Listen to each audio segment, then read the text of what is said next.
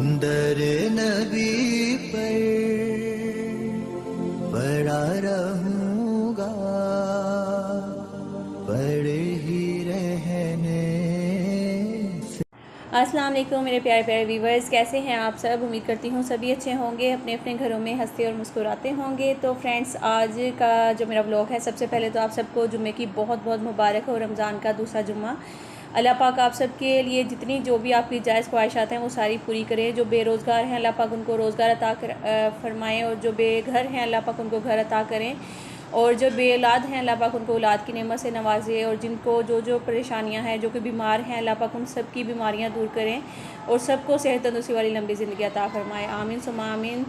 तो आज जुम्मे का रोज़ा था, तो जुम्मे के दिन आप सब जानते ही हैं, जैसा कि व्लॉग जो है वो बनाना बहुत ही मुश्किल हो जाता है, क्योंकि एक तो ये रोज़ा जो है ना जुम्मे का ख़ास तौर पे बहुत ज़्यादा टफ़ लगता है आम रोज़ों से। इस दिन में एक तो गर्मी बहुत ज़्यादा होती है। पंजाब वाली साइड पे तो है माशाल्लाह से माशाल्लाह बहुत अच्छा वेदर है।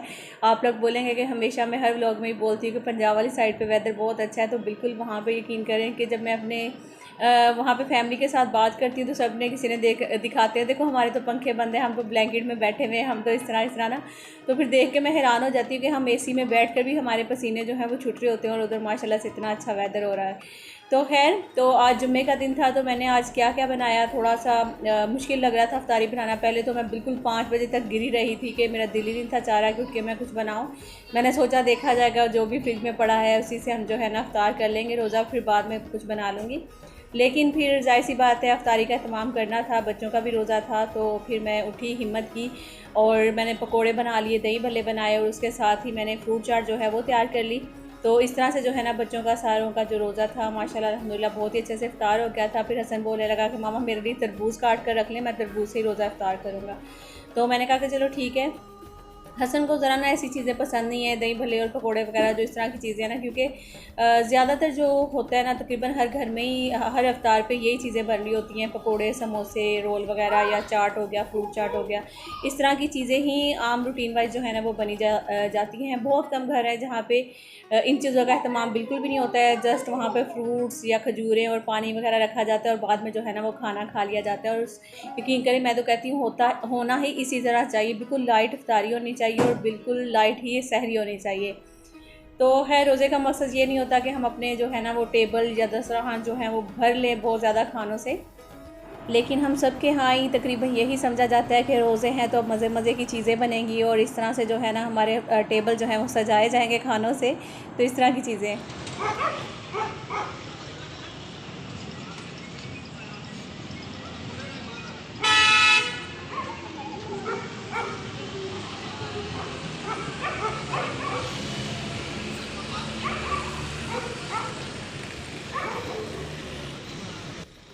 अच्छा जी, तो ये जो मेरा व्लॉग है ये एक दिन पहले का है, जुम्मे से एक दिन पहले का। तो मैंने ये अपलोड नहीं किया था क्योंकि एडिट करने में, वॉइस ओवर करने में मुझे थोड़ा सा टाइम लग गया था इसको। और जब से मैंने व्लॉगिंग स्टार्ट की है ना, आई थिंक फ़र्स्ट टाइम मैंने इतनी लेट नाइट जो है ना वो व्लॉग बनाया, और आप सबके साथ शेयर करूँगी आज कि मैं जो मेरी नाइट रूटीन है वो भी समझ लें कि मैं आपके साथ शेयर करूँगी। और इसके अलावा हसन ने जो है ना वो डिमांड की थी, क्या मतलब कि रात के इस टाइम पे, जो कि इनके पापा अगर यहाँ पे होते तो कभी वो डिमांड पूरी नहीं होनी थी, लेकिन अब मैं थी तो मुझे वो डिमांड पूरी करनी पड़ी। तो वो क्या थी, अब यहाँ पे सबसे पहले तो टाइम देखें, रात के 1 बज रहा था। और रात के 1 बजे जो है ना हसन ने फरमाइश की थी कि मामा आप ना, मुझे भूख लग रही है, चावल बना कर दें। जबकि इसने अफ्तारी में बोला था कि मामा आप कुछ भी ना बनाएं, आपने जस्ट जो है ना वो चने बना लें और साथ में पराठे बनाएं, हमने वही खाने हैं बस, उसके अलावा अफ्तारी में कुछ नहीं खाना है। तो आप सब जानते हैं कि जब हम अफ्तारी पे बैठते हैं, जब भी रोज़ा खोलते हैं, खजूर खाते हैं, पानी पीते हैं, तो पेट उसी में जो है ना वो भर जाते हैं। उसके बाद कुछ भी खाने का दिल नहीं करता है।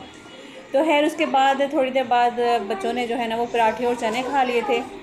और फिर उसके बाद जब रात को लेट नाइट भूख लगी तो कहने लगा कि मामा मुझे थोड़े से चावल बना कर दें, तो मुझे भूख लग रही है। तो फिर मैंने सोचा कि चलो अब बना देती हूँ, फिर सारा दिन रोज़ा होता है बच्चों का, तो इस तरह अगर मैं उठी भी हूँ, अगर मैं कुछ ना बनाऊँगी तो जाहिर सी बात है मुझे खुद भी अच्छा नहीं लगेगा। तो खैर, मैं ये दूसरे वाले रूम में देख सकते हैं आप, बच्चे वहाँ पे कंप्यूटर लगा कर बैठे हुए, एसी लगा कर, और हुसैन अपने रूम में था, और मैं यहाँ पे किचन में खड़ी हुई हूँ। तो जिस तरह होता है ना कि दिन के जो काम है वो रात में आ गए, और जो रात के काम है वो दिन में हो रहे हैं। जैसा कि हम दिन में जो है वो सो जाते हैं, फिर जोहर के टाइम पे उठते हैं, और रात को हम जागते हैं। अगर आँख लग जाए तो फिर सुबह सहरी में अक्सर जो है ना वो थोड़ी सी प्रॉब्लम होती है। तो वीडियो बना रही हो। तो यहाँ पे ये है मेरा जी जनाब सड़ियल सा बच्चा, जिसको मैं बोल रही थी कसम तुम बैठे हुए किस तरह हो, तो फिर बोलने लगा मम्मा यार आप इसकी भी वीडियो बनाने लग गई हो। तो इसने फरमाइश की थी, तो मैंने कहा कि बेटा अब तुमने फरमाइश की है रात के इस टाइम पे, तो चलो थोड़े बहुत तो काम तुम्हें करने पड़ेंगे, मुझे पानी निकाल कर दो चावलों में डालने के लिए, क्योंकि आजकल जो पानी है मैंने आपको शायद बताया था पहले भी, हम लोगों ने जो है ना वो मोटर लगवा ली है। मेरी किसी बहन ने पूछा था कि अगर मतलब कि टैंक में पानी आता है तो क्या ज़मीन के नीचे से पानी नहीं आता, जैसे पंजाब में मोटरें वगैरह लगी हुई होती हैं। तो नहीं, यहाँ पे जो है ना वो पानी जो है वो मतलब कि गवर्नमेंट की तरफ से आता है फ़िल्टर होकर ना। तो हर घर के एक नीचे जो है ना जहाँ पे गिराज वगैरह होते हैं उधर नीचे ना टैंक बने हुए होते हैं बड़े बड़े से, और उन टैंक्स में जो है ना वो पानी जमा होता है रात के टाइम। उनकी टाइमिंग होती है, जैसे रात 11 बजे आएगा, 2 बजे आएगा, 3 बजे आएगा, कोई पता नहीं होता किस टाइम पानी आता है। तो फिर वो टैंक जो है वो भरना होता है, टैंकी भरनी होती है, और अक्सर पानी आता है और अक्सर पानी नहीं आता है, जिसकी वजह से बड़ी प्रॉब्लम भी होती है हमें। तो अब जो है हम लोगों ने अपनी जो मोटर है वो लगवा ली, तो उससे पानी जो है पहले तो यही लगा कि वो मीठा पानी है, लेकिन अब जैसे जैसे यूज़ कर रहे हैं तो ऐसे लग रहा है कि वो थोड़ा सा खारा पानी है, जो कि हार्ड वाटर जिसको बोला जाता है। थोड़ा सा मतलब कि बर्तन वॉश करो तो इस तरह लगता है जैसे बर्तन वॉश करते जाओ साबुन ही नहीं उतर रहा उनका ना। तो ये एक बड़ा गंदा सा पानी आ गया है। तो खैर, लेकिन जिसे कहते हैं कि ना होने से बेहतर है। जब पानी नहीं होता था तो हम लोग बड़े मजबूर हो जाते थे कि कहीं से हमें थोड़ा सा ही भले पानी मिले तो हम वो पानी इस्तेमाल कर लें। तो घर के काम कर रहा हूँ मैं, आज मैं मासी बना बैठा हूँ। आज हम लोगों ने आइसक्रीम क्या खा ली, हमको बर्तन धोने पड़ रहे हैं। मम्मा बोल रही है मैं चावल बना रही हूँ रात के 1:10 पे। भाई चावल बनाना कौन सा मुश्किल काम है। मैंने वाइट कहा, मम्मा ने ब्राउन चावल बनाए। ये चीटिंग है। मामा को पता है चनों के साथ में ब्राउन चने का वो वाइट चावल खाता हूँ नहीं।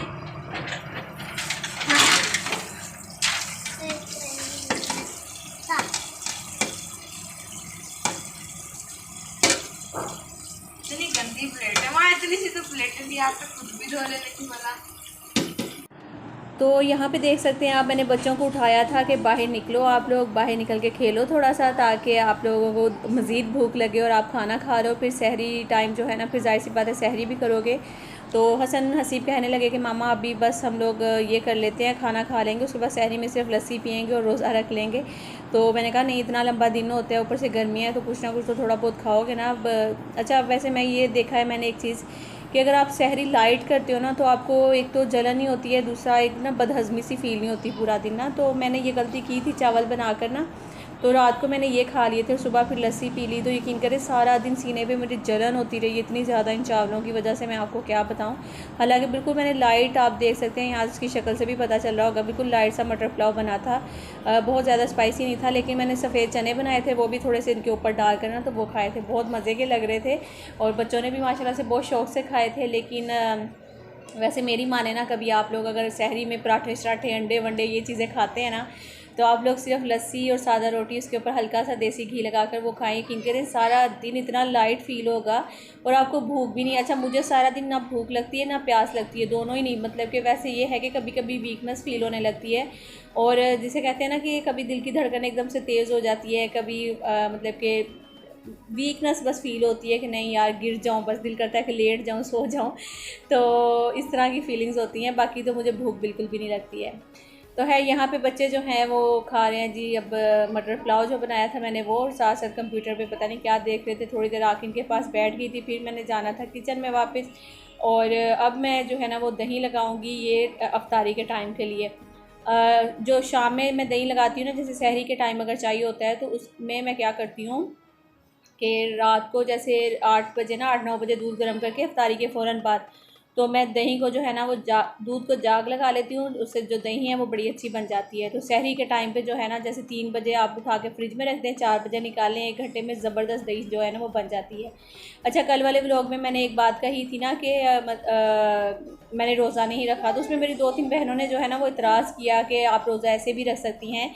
तो यकीन करें हमें खुद भी पता है, ऐसा नहीं कि हम लोग मुसलमान नहीं है या हमें पता नहीं रोज़ा छूट जाए तो कितना सख्त गुनाह है, ये सारी चीज़ें हमें खुद भी पता है, इसका गुनाह है, ये फ़र्ज़ रोज़े हैं और ये हम पे फ़र्ज़ हैं, हम लोगों ने रखने ही रखने हैं। लेकिन मेरी कुछ बहनों ने ऐसे समझा हुआ है जैसे हम लोगों को कुछ पता ही नहीं होता है। वो मतलब कि बात कर रहे थे कि आप रोज़ा जो है ना इस तरह से रख सकते थे खाली पेट भी ना। आप सोचिए कि मेरे माशाल्लाह से 4 बच्चे हैं, मेरे पास हेल्पर नहीं है, मेरे हस्बैंड भी यहाँ पे नहीं है, मुझे खुद जो है ना वो सारी चीज़ें मैनेज करनी है, घर में इफ्तारी बनानी है, बच्चों को देखना है, उनको खाना पीना हर चीज़ करनी है।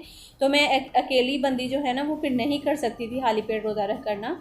तो हल्का फुल्का कुछ खाना जो है ना वो तो बनता ही था। लेकिन खैर आप लोगों की बात भी बिल्कुल ठीक थी, आप लोगों ने गलत नहीं कहा कि भाई ये फ़र्ज़ है और आप खाली पेट भी रोज़ा। मेरे ससुर जो है अक्सर अगर उनकी आँख नहीं सुबह में खुलती तो वो पानी का एक गिलास पीकर, जैसे अजानें हो रही होती हैं तो उनकी आँख खुल गई तो वो फ़ौरन इसी तरह, या तो अगर टाइम नहीं है तो वो पानी पिए बिना भी रोज़ा रख लेते हैं, या फिर वो पानी, क्योंकि जब अजान से पहले पहले आपको अपनी इफ्तारी सहरी जो है वो ख़त्म कर देनी चाहिए। अगर अजान होगी तो फिर जाहिर सी बात है वो फजर का टाइम शुरू हो जाता है, सहरी का टाइम ख़त्म हो जाता है। तो यहाँ पे जी देखें, मैं दही जो है पहले फटाफट वो बता देती हूँ आपको कि मैंने दूध गर्म किया, उसको अच्छे से गर्म करने के बाद दूध को आपने फेंटना है। फेंटने के बाद मतलब फेंटना आप समझ रहे होंगे कि दूध को अच्छे से, जैसे मैंने वो जो चाय वाला एक कप होता है उसके साथ मैंने अच्छे से उसको झाग सी उसके ऊपर आनी चाहिए, दूध समझ नहीं आ रही क्या बोलूँ। तो जैसे ही दूध के ऊपर झाग आएगी तो उससे आपकी जो दही की जो मलाई है वो अच्छे से बनेगी। फिर आपने 1 चम्मच दही ले लेना है, उसमें थोड़ा सा दूध मिक्स करके। अच्छा, अगर आप चाहते हैं कि आपकी दही मीठी, सही मीठी वाली, वैसे ऐसे भी मीठी बनेगी, लेकिन अगर बिल्कुल आपको मीठी दही चाहिए तो फिर आपने दूध गर्म करते हुए 1 चमची छोटी वाली चीनी की ऐड कर देनी है।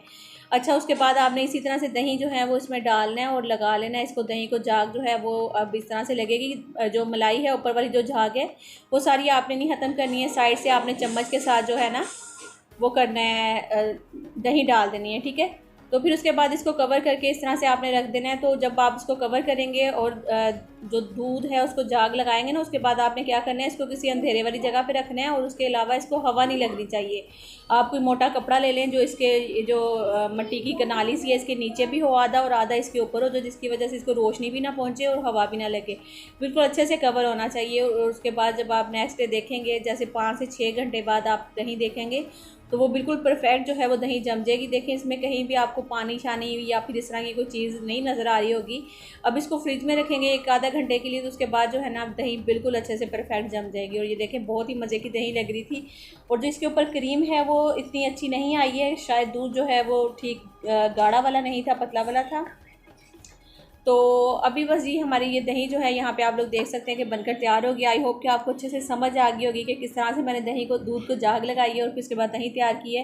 क्योंकि बीच में थोड़ी सी मैं दूसरी वाली बातें ले आई थी जो कि मेरे जहन में अभी आई थी, तो मैंने सोचा कि आपको क्लियर कर दूँ कि हमें खुद भी पता है, जो हम ब्लॉगर्स हैं ना ये भी आपकी तरह की होती हैं कि हमें भी ऐसा नहीं कि हम दीन से बहुत ज़्यादा दूर होते हैं, हमें पता नहीं कि रोज़ा जो है ये छूट जाए तो कितना सख्त गुनाह है।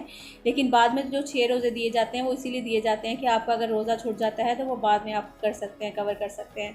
तो चलिए जी, यहीं पे आप लोग लाइक ज़रूर कर दीजिएगा, न्यू है सब्सक्राइब कर लीजिएगा, बेल आइकन को प्रेस कर लीजिएगा। मुझे दीजिए इजाज़त, अपना रखिएगा बहुत सारा ख्याल। अल्लाह हाफिज़। सल्यूट मी।